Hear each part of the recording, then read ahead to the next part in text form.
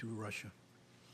Uh-huh. And it was very interesting because when we went there, part of a group that we did a seminar at.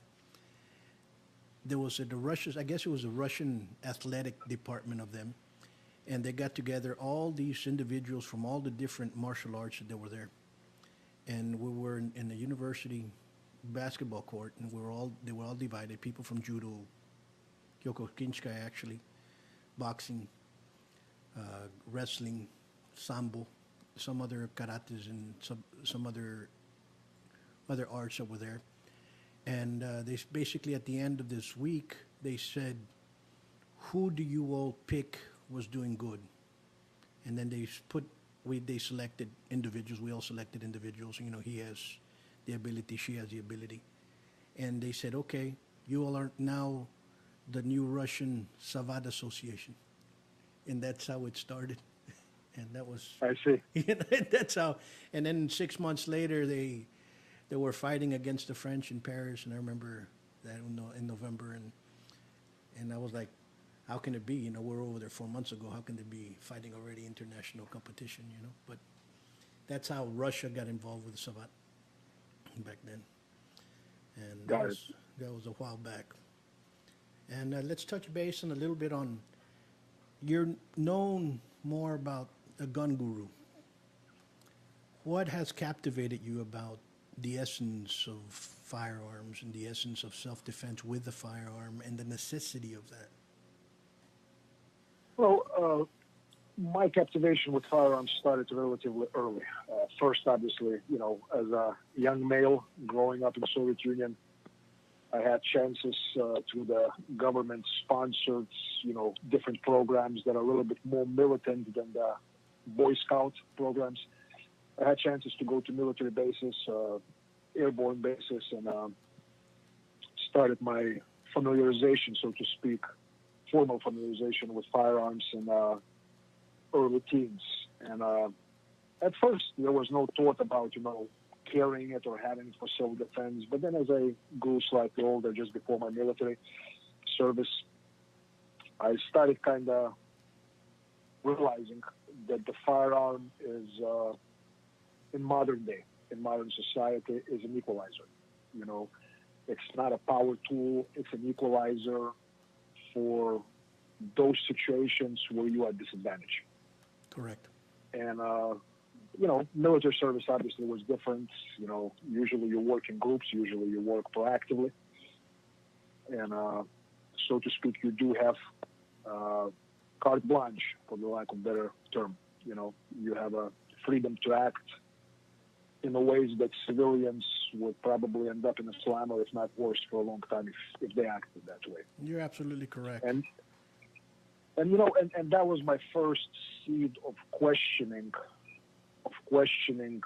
the equality between the authorities and state and individual as to what rights the individual have or doesn't have to protect himself, his loved ones, his property, versus the powers that are somehow self-assigned by a state.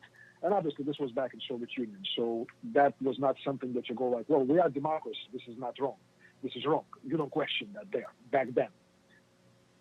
But then after immigrated to the States, you know, I started seeing quite a bit of similar mentality.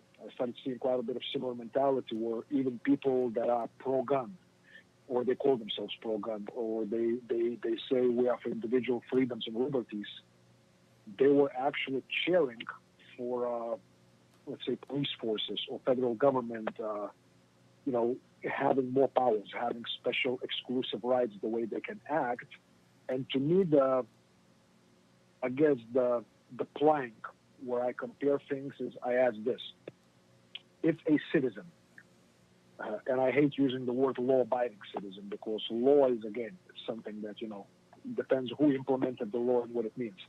But, you know, if a decent, good, moral citizen took actions like, not unlike the actions that are very often being taken by police departments, by federal agencies and police, would that citizen get exactly similar treatment?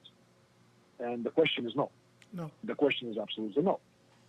you know, so my my passion for the last few years, I only teach civilians. I will teach individual law officers coming in and all that, but I do not offer my services to organized law enforcement agencies to provide training. I understand. And that is not me rebelling against the state or the authority. That's just me thinking that truly the ultimate minority is the individual. Sure. And he's the one who has the least rights. He's the one who needs skills, ability, tools to be able to protect himself, his loved ones, his property the most. No, you're absolutely correct.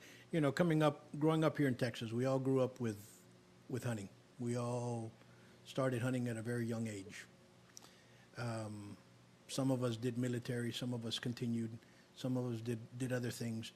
And what I've seen is, at one particular time, I lived in Louisville, Kentucky, when I was in 6th grade.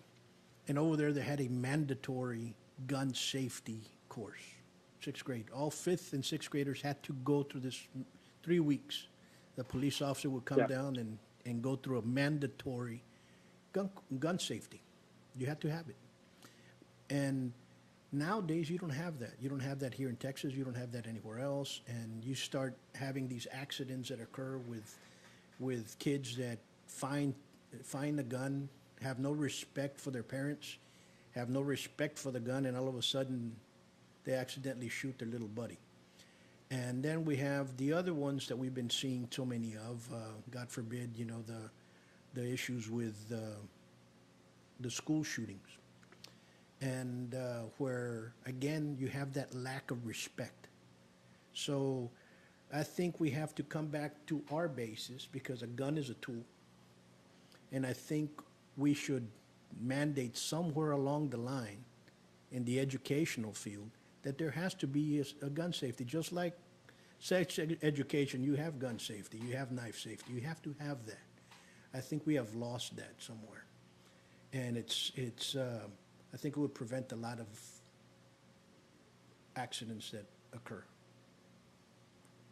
You know, here's the thing, and you bring up a very interesting subject. You know, like you were saying, back in the day when you went to school, you had classes on gun safety, and you know, probably half the parking lot had pickup trucks with the rifles in the back window, and there were probably about zero or exactly zero of so-called school shootings happening. Exactly. What has changed? You know, and what has changed is not the weapons. No. What has changed is the society. What has changed is the education system. What has changed is that we, as a society, I hate to use that word, but it is what it is. We have raised generations of self-proclaimed victims. Sure. People that cannot handle the word no. People that cannot handle rejection. People that when they show, you know, little boy shows little activity in school, he's being diagnosed as being hyperactive and put on the freaking medications. Yep. And no one is marching about that. No one is marching about that, but they all want to march about AR-15s. Yep. That's not what the problem is. That's No. not where the problem is. No, and unfortunately, we have bad elements, just like you have rotten apples, you have rotten human beings that are born rotten. There's nothing we can do about that, period. You know, that person, no matter what you do, he's going to be bad. And unfortunately, that's the way life is, you know. And but you're absolutely correct. You know, we do not wean our kids. If you grew up, if you did something wrong, I assure you that your parents would have put you straight, just like my parents would have knocked me straight. And today, parents are not weaning their kids. You know, they're not spanking them. So when little Billy, little Joey does something wrong, they'll go ahead and tell the teacher, you know, I'm having a problem here. Well, we have a problem here too, and all of a sudden, here's a medication. You're absolutely correct. So we're breeding a society that's already independent on a drug. And sometimes those drugs can cause wrong. I mean, I can say from personal example because a number of years ago, because of certain circumstances in my life, I decided to listen to bad advice, and for a short time, I was on antidepressants. Sure. I can tell you from personal example, this was first time in my life when I actually felt suicidal. Sure. I actually felt suicidal. And I'm not in the category of humans that can be put in the category that would involve the word weak. Right. I'm not. No, I understood. But but when you have these kind of medications, and not just one type, number of different medications being given to young human beings that are still developing, their brain function has not fully developed, their nervous system has not fully developed. You know what? Things are happening. Things are happening. Then you add the whole entitlement culture. You add the whole, victimhood became a currency. Sure. I want to go to the girls' bathroom. They wouldn't let me. I'm a victim. No, you're not a victim. You want something that you shouldn't have. It's as simple as that. But we cannot say that it's going to hurt your self-esteem. Well, freaking deal with it, because in life, that self-esteem will be hurt many, many times. You're absolutely Learn to correct. deal with it. Yeah. And that's something that we're in the same wavelength. We think alike in that sense, because that is the problem. I see it with martial arts in general. Yep.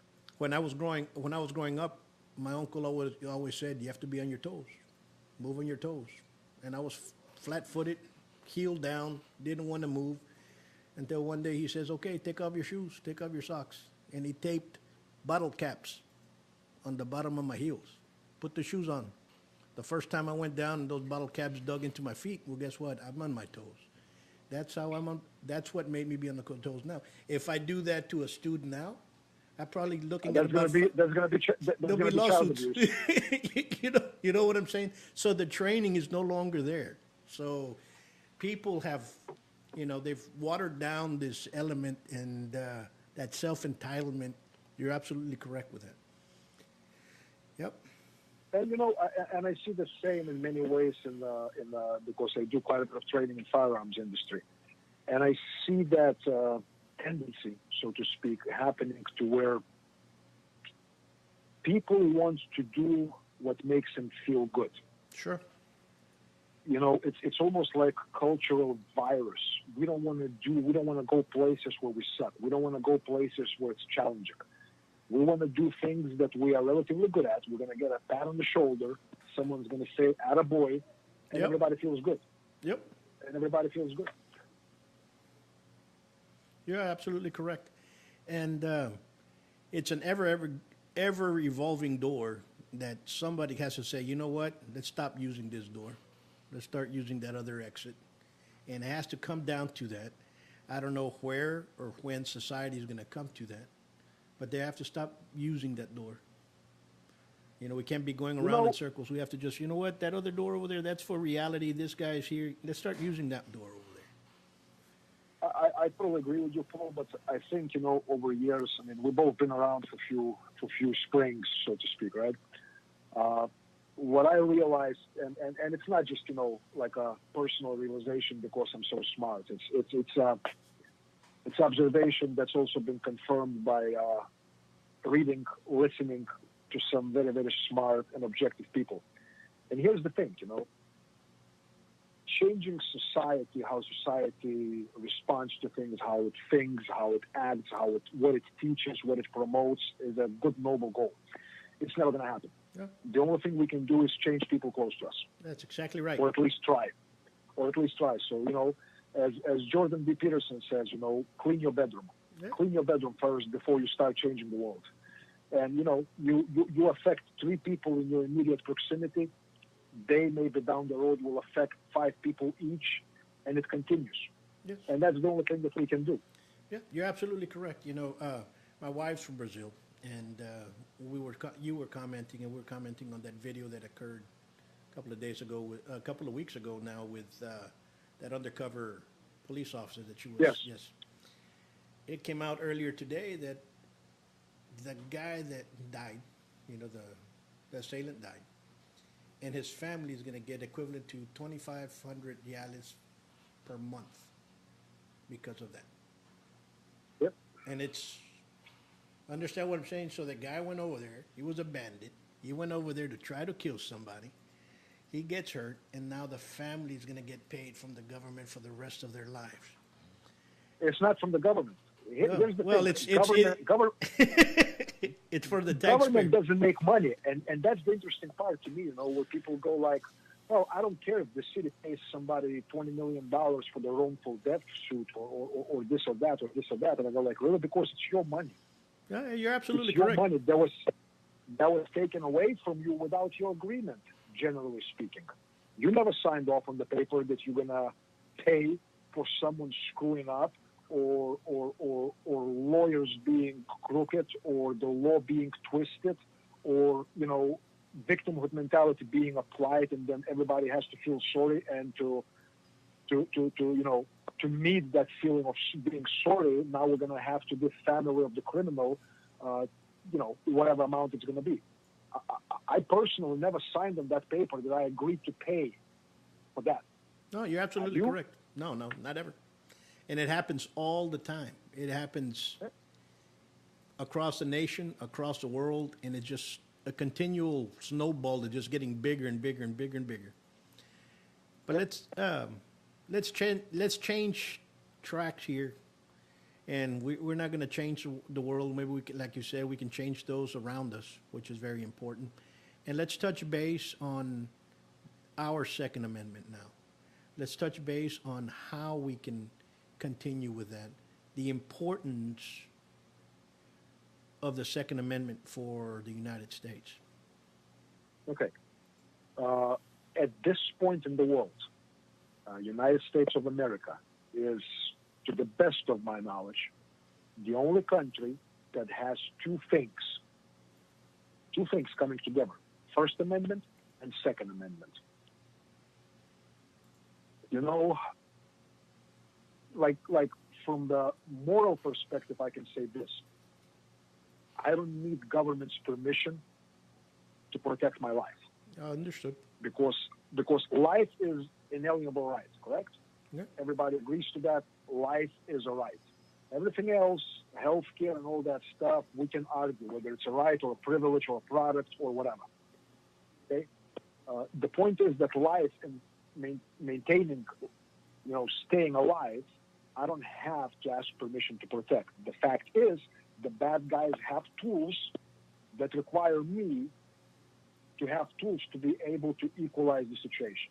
Understood. Now, so this is from the moral perspective.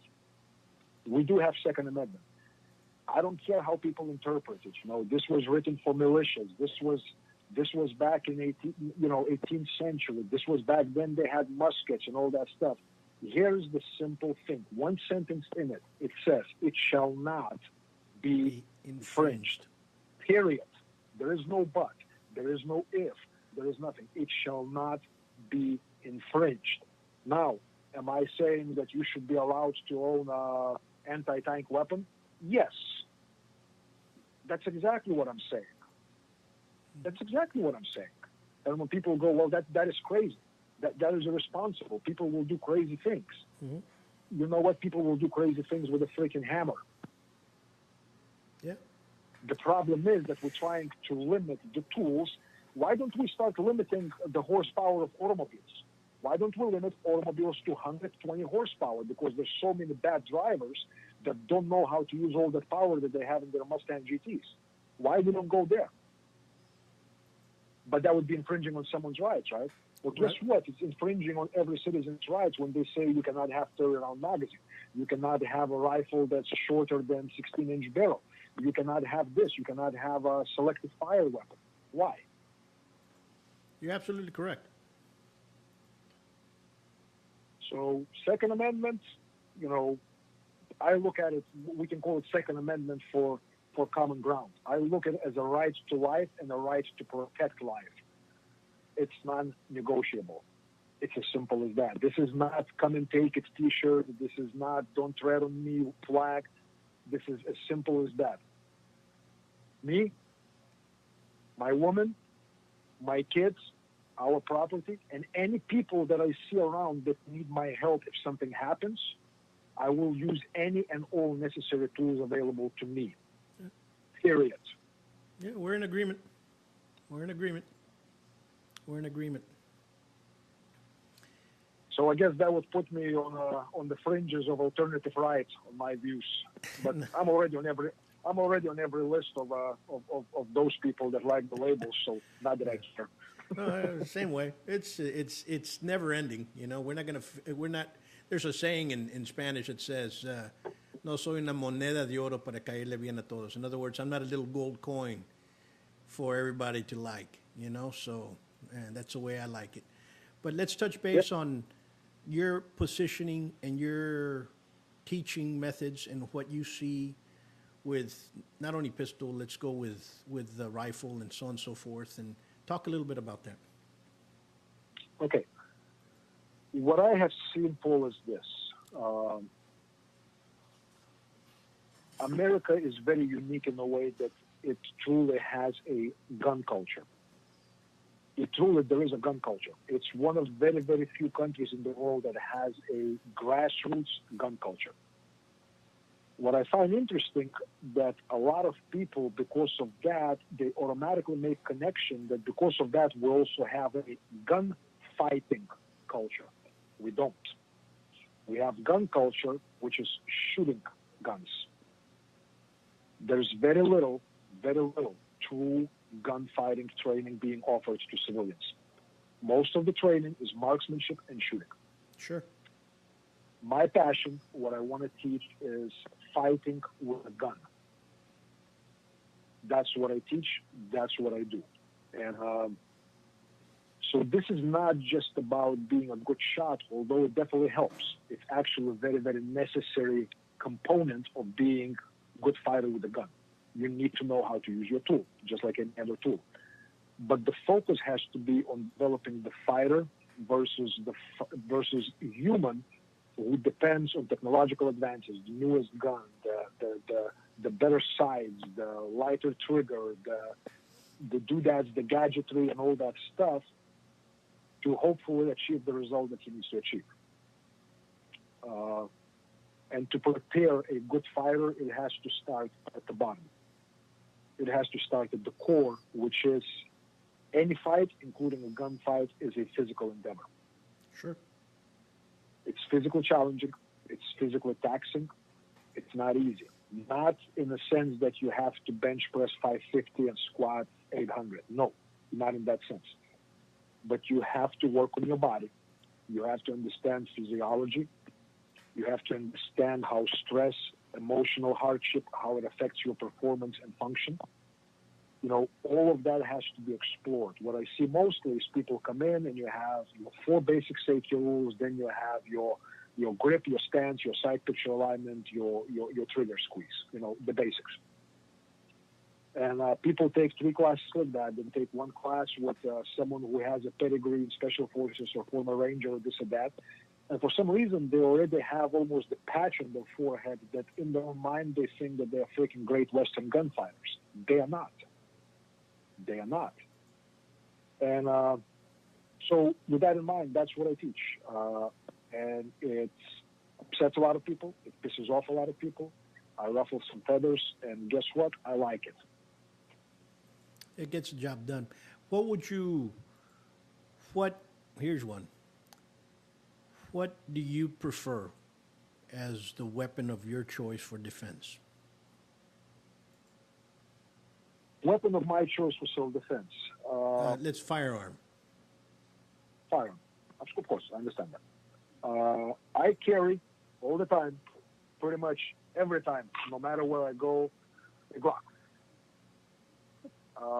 It's a simple Glock 19, 9mm, nothing custom done to it. Maybe different size. No custom trigger jobs, no nice serrations, no gadgetry.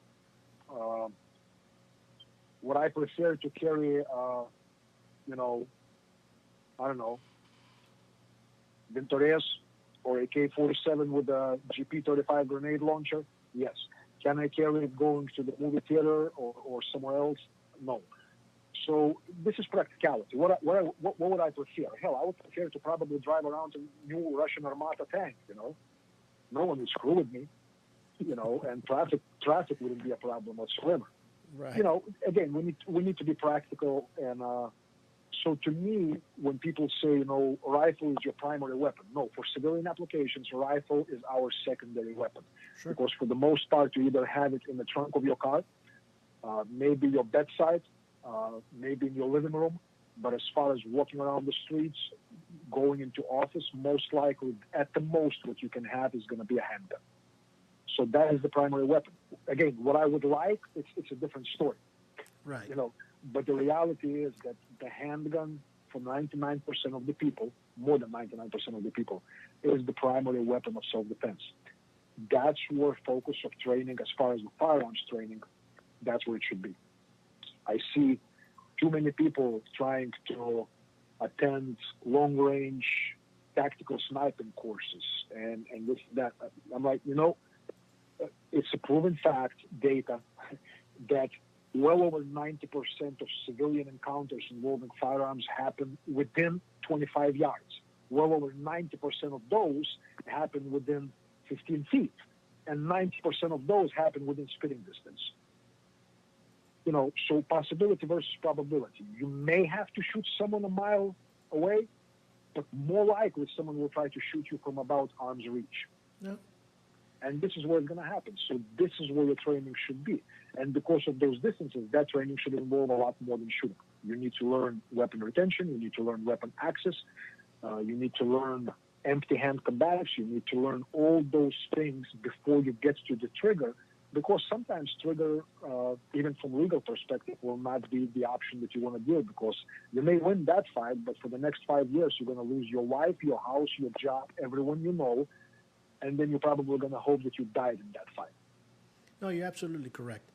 And within any self-defense situation, you're going to be looking into a legality battle with prosecutors in the state and so on and so forth. And it just depends on how much damage you do to your opponent. Before somebody said something about you, you had fisticuffs and that was the end of the story. Maybe a parent called you, whatnot. If you did security, you might get ruffled up a bit. But now in this time of age, you look at somebody wrong and you have the police coming down at you because that's a threat. And society has weakened in much, but like you said, America's a gun society, but it does not have gunfighting in it. And everybody thinks the Wild West and so on and so forth existed, and the duels and all that good stuff. But duels were outlawed in Texas when Texas was a republic, and so that doesn't exist, Self-defense is one thing. All this other fantasies that people dream about, that's another. I've hunted, and I've hunted in several places around the world, and yes, you can take long shots. The longest shot that I ever took was 635 yards on the Greater Kudu in South Africa. Apart from that, I will never take another shot like that again. Have I missed a lot? Yes, because I shoot a lot.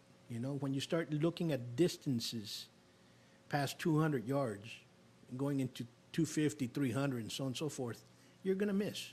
And that's just the reality of the nature. And you're absolutely correct. Most fights are going to start because you looked at somebody wrong. And people do not understand that. And people do not understand the perspective of the actual fight and when it's going to come in.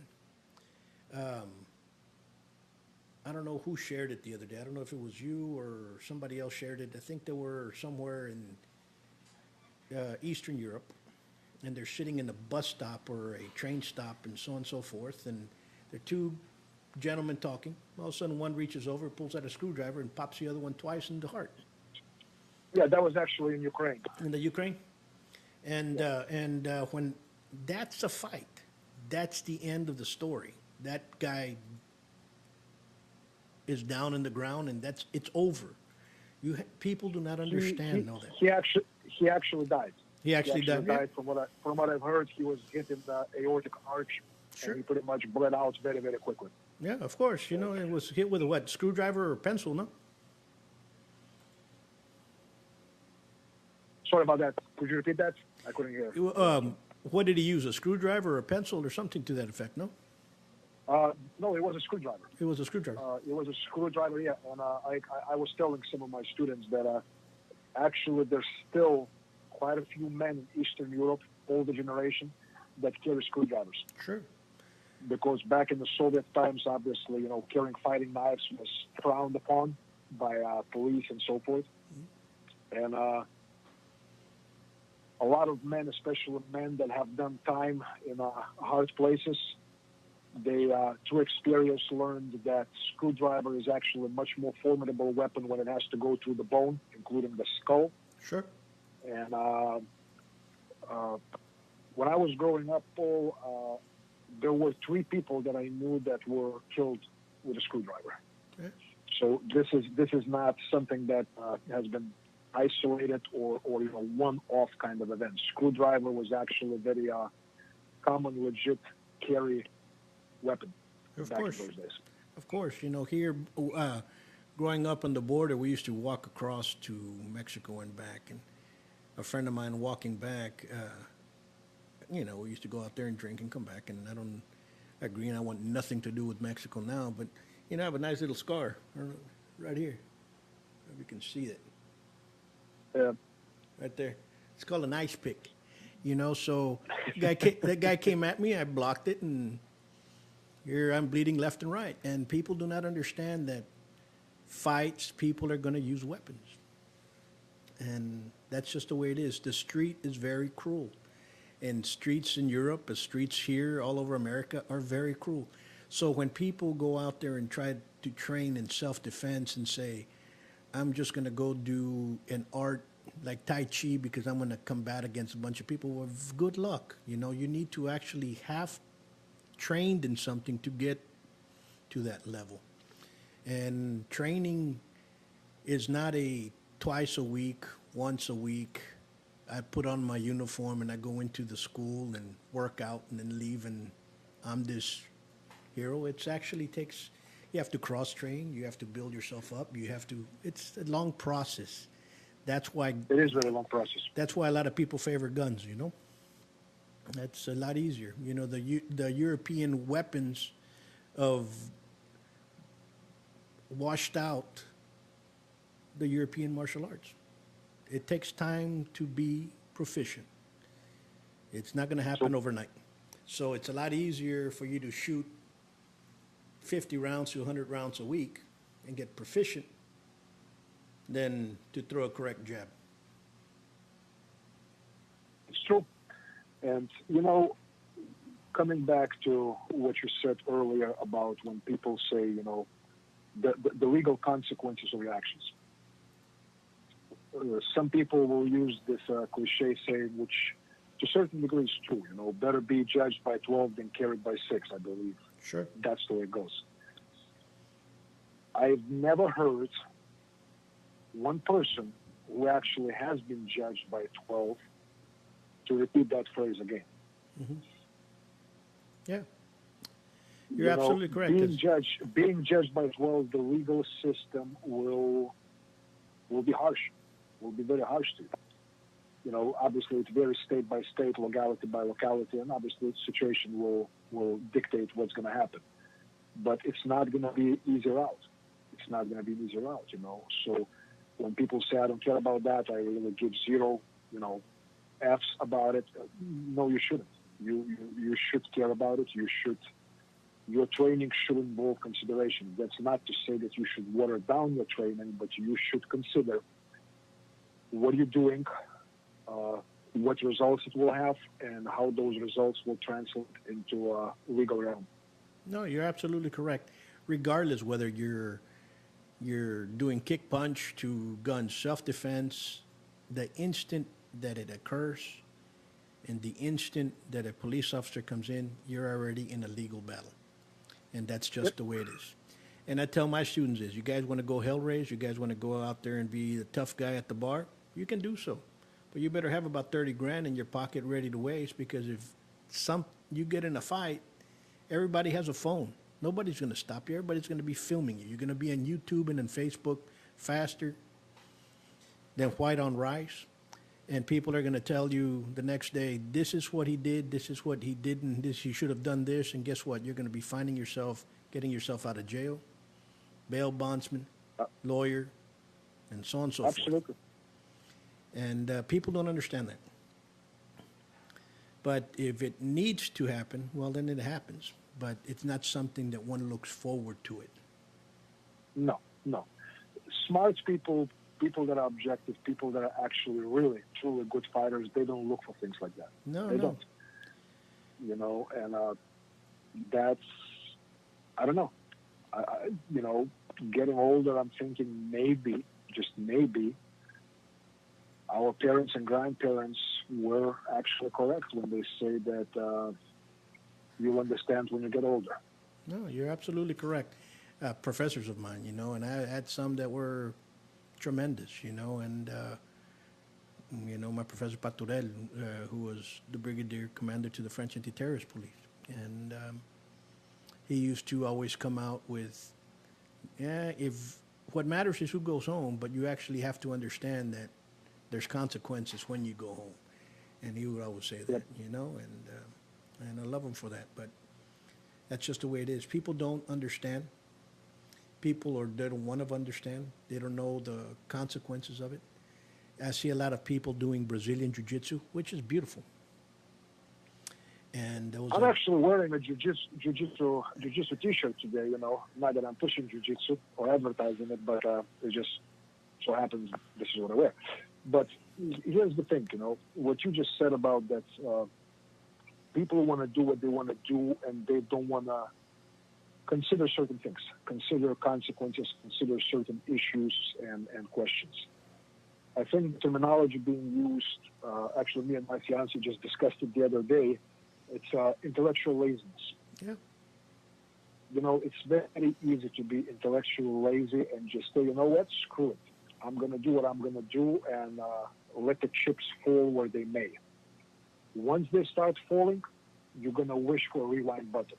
Yes. I can guarantee that. You will wish for a rewind button. It's not going to be available. It's not going to be available to you. You know, so if you know, one of many obviously things, but what I would suggest to anyone getting interested or starting or on their path in learning, you know, combative self-defense, violence, firearms, tactics, don't be intellectually lazy. Right. Question everything, dissect every little detail, and dissect it on many planes, not just technicalities, not just application, how it's going to work in the fight. What if this or that? What if weapon was produced? What if there were? Dissect it also from the legal perspective. Dissect it from many, many different vantage points, because those things, like you said, you know, it's the age of technology, and all of those things will come into play at some point in time. No, you're absolutely correct. And people do not understand that. You know, you have to, they cross a state line, for example. Here in Texas, the law with carrying a blade was 5.5 inches fixed or folding. And if you cross to Oklahoma, the inches, the length became smaller. Yep. So people would get into trouble when they went into Oklahoma. Understand the laws of where you're going to be at, or New Mexico. Now, of course, Texas has, you can carry any size blade, but you have Yes. to understand the legalities. Am I going to go walk outside with a Bowie because I want to? Well, guess what? Maybe that police officer, and I hate to bring down police officers because, you know, they do an excellent job. Maybe he doesn't like the way you look, and you just got yourself into trouble. Maybe somebody else doesn't like what you have on, and you're just drawing attention. Does it come of age? It happens, you know? Yep. I agree with the open carry. I think we should have it as a law. Now, personally, I don't. Probably you don't open carry. You know what I mean? But is it available for us to be there? Yes, because we need those parameters within the law for the protection of others. You know what I mean? No, I totally agree. Open carry to me, people living in the country, people in the ranches, or people in localities where, presence of a firearm doesn't surprise or shock or offend anybody. Go for it and do it. I live in Dallas area. Can I carry openly? Yes, I can. Do I? Never. Yep. Never. And many reasons for it. One of them, people, use the words tactical advantage and all that stuff. I don't want to be seen as a threat to somebody, although some people will say that my face is already a threat. But, on the other hand, people say, well, those folks, those liberal folks that move here from California, the hell with them. If they don't like it, they can move back to California. That's one way to say it. On the other hand, do I want a scandal in the Starbucks when I walk in and some mom who just moved here from California with 3 kids sees me walking in, strapping my 50 caliber Desert Eagle. I don't own one, but I'm just giving it for, very visual example. And she gets upset, and then we have drama. Do I need that? No. No, and you're absolutely correct, because drama will prevail, and it will happen. Yep. Happen like Yep. this, and all of a sudden you're now into an argument with a bunch of people because you were wearing a different type shirt, and you're like, do I really want that? And no, so just kind of back off. And sometimes, we grew up here in South Texas. We had a saying that goes, a 22 in the pocket is better than the 45 in the closet. So sometimes, just a small little Derringer in the pocket is worth a lot more than that. It's. I agree, and with concealment options available now, with the holsters, with the modern guns, handguns, just about anybody can conceal quite well a decent sized weapon, Sure. decent sized handgun. My fiance is a relatively small frame young lady. She carries appendix on her body pretty much religiously, and no, it's not printing, no, it's not showing. It's about putting effort into it, and yes, you can do it. Yeah, you're absolutely correct. And anything else you'd like to tell people out there, little pearls of advice? Let's see here. What else I can tell people? Obviously, most people listening are Americans. Sure. So am I. I lived here pretty much half of my life now. So I'm as much American as I am Russian. I can say this. We moan, we complain about things being bad here and all that stuff. Trust me, this is nowhere near as bad as it is in certain other so-called democracies. With stuff that's happening in the United Kingdom, stuff that's happening in Germany, in other, again, so-called democracies. They didn't do it one big punch at a time. It was death by 1,000 cuts. So if you think that giving up small part of your rights when it comes to Second Amendment, it's not a big deal, think again. Think again. And I'm not advocating, non-compromising, we don't give a, just come and take it, none of that bravado stuff. What I'm saying is that we need to be very, very careful when, politicians, media put out this noble cause behind something that they're trying to push as if it is for a better future. Yeah, you're absolutely correct. Be very, very careful about it. No, you're absolutely correct. I'll talk about Brazil because I go over there quite often with my wife being from there. At one particular time, Brazil, including Mexico and the United States, they shared the same constitution. Mexico diluted theirs during time, but Brazil did the same thing probably from the 90s forward. And they had a Second Amendment. They diluted it. They removed the guns. So now they have a violent uprising with the criminals that are the only ones that carry guns, right? Now they're trying to push back to have the legal guns. Well, it's going to be very hard for that to happen. and stuff that's happening in South Africa. I was in South Africa when they started removing guns. You had to turn in your guns. You can only have, if you had a farm, you can only have two for the hunting purposes. But, I saw a gentleman over there cry, an owner of a huge hunting preserve, Yeah. because he had to get rid of all these guns. He was telling us, take these with you to the United States. I wish we could have, because some of those were very highly collective items, but you couldn't do that, because of legalities. And you can see the genocide that's going on over there. We have to be very careful on all, exactly like you said, all these noble causes that are being presented in front of us, for us not to fall prey to what's behind it. And you're 100% on point. But Sonny, you and I have been talking, and we've talked before in the past, and we've talked about you coming down here in South Texas and showing us a little bit about how to use a gun and a rifle. And we're looking towards November. So I think that's going to be something very interesting, and we'll continue conveying over this matter.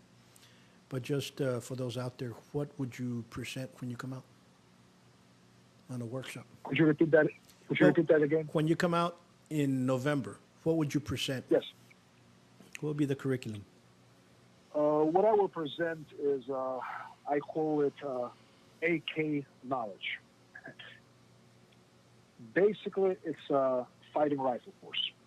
It's a fighting rifle course for close quarters environment. And when I say close quarters, it's 0 out to 25 yards, nothing longer than that. It's truly the course that basically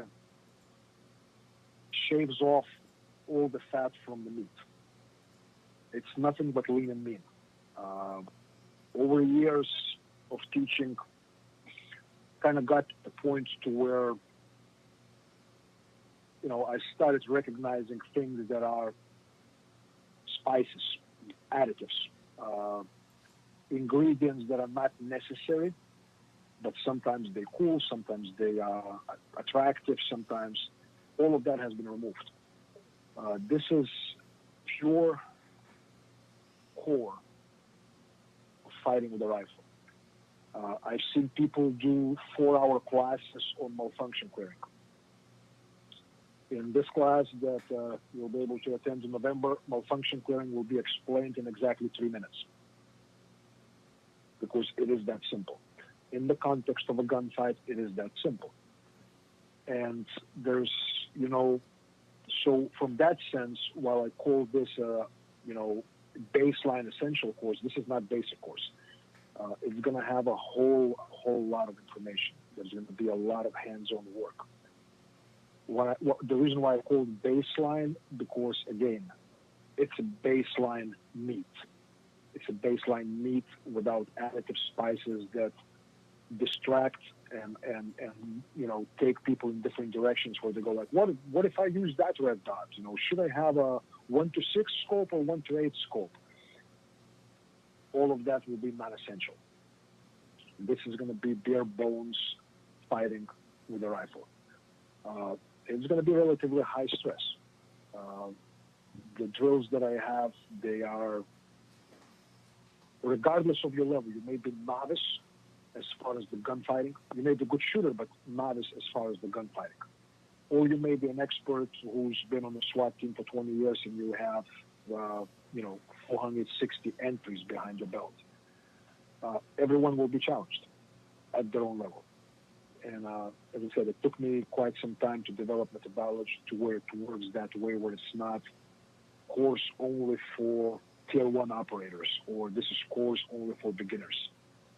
I don't like to break it down like that. I think material can be presented across the spectrum of the skill,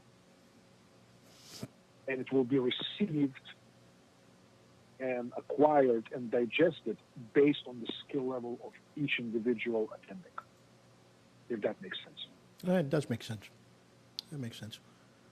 We'll be looking forward to that, and we'll touch base on the days and so on and so forth. And for those folks out there listening, in November we will be bringing Sonny out here to South Texas, and we'll be having some fun and enjoying the lessons. And Sonny, I want to thank you for your time. I want to thank you for standing up and doing what you're doing, and continue moving forward, because I have a saying, we walk like a band dog and not like a Shih Tzu, and there's very few band dogs, and you know what a band dog is, the big old mastiffs that protect the houses. And you're one of them. And that's just the way it is, And thank you for what you do. And anything else you want to tell anybody else before we cut off? Nothing really. I mean, I'm easy to find. SonnyPuzikas.com. I have my website. I have my social media channels, YouTubes, and all that stuff. So if you're looking for extra information, go there. Contact me if you have questions or something that you don't want to be hashed out in the public, so to speak. And that's that. And I appreciate you having me on, Paul. No, be safe and safe travels, and we'll touch base later on, and we'll continue moving forward. Okay? Sounds good, Paul. Thank you. And you guys out there, be safe. No texting and driving. Until next week. Peace.